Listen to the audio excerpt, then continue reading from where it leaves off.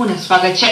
ભગવાન ભોળાનાથનું પર્વ મહાશિવરાત્રી આવી રહી છે, ત્યારે જૂનાગઢમાં શિવરાત્રી મેળાની શરૂઆત થઈ ચૂકી છે। જૂનાગઢમાં ભવનાથ ખાતે યોજાતા મેળાનું મુખ્ય કેન્દ્ર નાગા બાવા હોય છે, ત્યારે દેશભરમાંથી નાગા બાવાના આગમન સાથે હર હર મહાદેવ અને જય જય ગિરનારના નારાઓ સાથે મેળો શરૂ થઈ ગયો છે।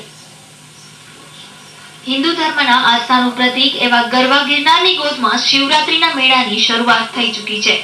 મિની કુંભમાં સ્નાન કરવા શિવરાત્રીના મેળામાં દેશ દેશાવરથી નાગા સાધુઓ આવી પાવન શિવની આરાધના કરે છે। કહેવાય છે કે શિવરાત્રીના આ મેળાનું મુખ્ય આકર્ષણ નાગા સાધુઓ છે અને આ મેળાને માણવા માટે લોકો પણ મોટી संख्याમાં ઉમટી પડે છે। महाशिवरात्रि के मेले की परंपरा ऐसी है कि हमेशा जो जूना अखाड़ा होता है नागाशाही सन्यासी साधुओं का, वहां से स्नायु स्नान के लिए साधुओं का जुलूस निकलता है और ये पूरे भवनाथ के अंदर ये जुलूस परिभ्रमण कर जुलूस निकलने के बाद फिर यहाँ जो भवनाथ मंदिर के अंदर जो मुर्गी कुंड होता है उसके अंदर स्नान होता है और इस स्नान की महिमा इतना पौराणिक है।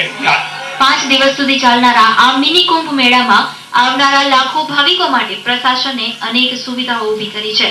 गिरनारी खीणમાં યોજાતા આ મેળામાં ઠેર ઠેર સુવિધાઓ મળી રહે તે માટે પાણીના પરબ ઊભા કરાયા છે। વધારે લોકો આવવાની શક્યતા છે તે ધ્યાને રાખીને વધારે લોકો સમાઈ શકે અને વાહનની અડચણ ઓછી થાય તે માટે આયોજન બધા વિચારાયેલા છે। માહિતી કેન્દ્રમાં આપણે બધી પ્રકારની માહિતી આપણે ઉપલબ્ધ કરાવીશું। 2 ફાયર બ્રિગેડના સ્ટેશન આપણે 2 ખૂણામાં રાખેલા છે અને સાથે સાથે 2 આરોગ્ય સેવાના કેન્દ્રો પણ રાખેલા છે। ભગવાન ભોળાનાથના આ મહાપર્વમાં દુનિયાભરના ધર્મપ્રેમીઓ ઉમટી પડે છે અને કુંભના મેળા જેવું વાતાવરણ સર્જાય છે અને ભવનાથ વિસ્તારમાં શિવ ભક્તિનો અનેરો માહોલ સર્જાય છે। જૂનાગઢથી હનીફ ખોકર સાથે બ્યુરો રિપોર્ટ ઝી ગુજરાતી સમાચાર।